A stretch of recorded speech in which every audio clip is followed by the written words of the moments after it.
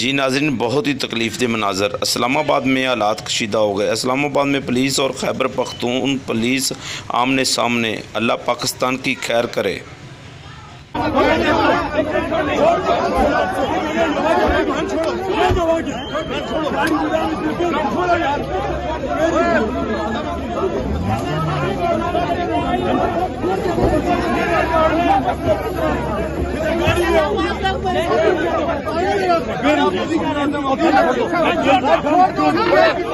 छोड़ दो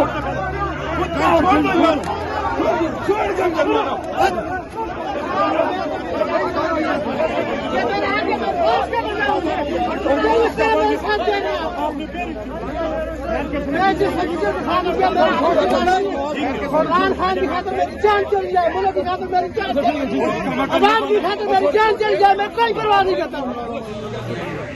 क्या हमने ये रगड़े खाए, आप हमें चलिए करें।